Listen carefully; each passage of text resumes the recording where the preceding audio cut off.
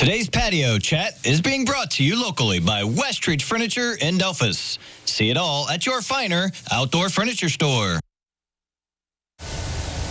Well, to use a horse racing term, we're headed into the home stretch, and we're going to try to make it through the first semester of college. And joining me today from OSU at Lima, she is the manager of academic advising, LaShonda Gurley, and thanks for coming today. Thank you for having me today. Okay, so is this a hard stretch? I mean, you know, kids are like, we're almost done, and the weather's getting nice. I mean, you got some tips to get kind of through this, right, successfully? I do. I mean, you know, senioritis is probably setting in right now. Maybe anxiety, the nerves are kind of a little bit on edge. But I do have 5 tips I would like to give to students and families today to kind of help you get through that final stretch. Okay, go for it. What's the first one? Sure, that's the first one. Make the final college decision. You know, if you've already applied, you've done the hard work of being accepted, you know, make that final decision. Put down any final deposits. Make room for orientation for the summer as well. And, you know, even if you haven't decided to attend college, there's still time to apply. The deadline at Ohio State Lima is actually July 14th for an autumn start. Oh, okay. Yes. So you do have time to decide. You do have time, okay. Absolutely. And you want to follow up with your high school guidance counselor to have any transcript work, you know, sent ahead, any ACT, SAT scores. Make sure you have everything completed so you're ready to start on day 1. That's another tip for you there. You want to prepare for a realistic student budget. This is probably one of the most investments, you know, that you'll make in your lifetime.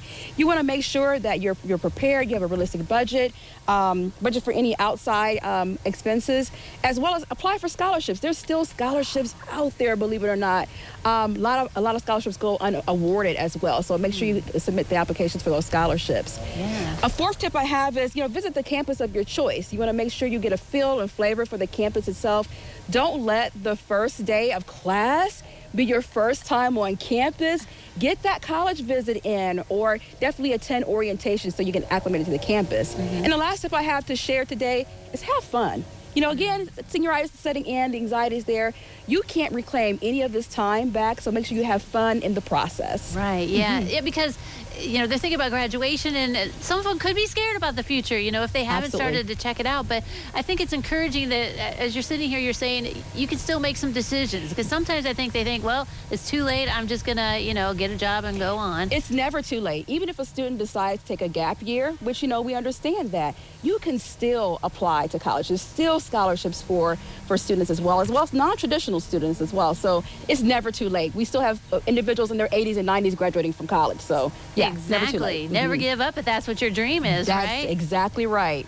Absolutely. You mentioned the scholarships, and I think that's another important point, because sometimes you think, well, I haven't heard anything, so forget about it. But maybe still keep look, and, you know, maybe you'll get one of those scholarships that aren't out Absolutely, already. And check with your financial aid office at your college of choice. I mean, they may have some institutional aid that can also help you. Local organizations, there's still organizations in the Lima community that are still accepting scholarships. So you definitely want to check that out as well. But, you know, I encourage you to apply, follow up, and when you're awarded a scholarship, send a thank you note. That really stands you out on top. Right, yeah, exactly. And let's go back to visit the college campus, because it always amazes me that they're like, I'm going here, and they've never been on campus Never, before. ever stepped on campus. You know, back during COVID, we had the virtual tours, and of course we understood why that was there. But, you know, get a flavor for the virtual tour, but I would definitely encourage you to visit in person. You know, go to different departments, interact with the faculty, and definitely interact with current students, because they'll give you that bird's eye view. You got That's right, man. Talk to some of the students, because they know what's happening and they've been there. Yeah, absolutely, absolutely. All right, they enjoy their graduation, but know that the future is going to hold a lot of great things for them. Absolutely, it's there. We want to encourage them to look to the future, but also start that planning process now if you've not already started. All right. Well, thank you very much. It's good to see you today. Same here. Thank you for having me. All right, don't go away. We'll take a look at the weather forecast next.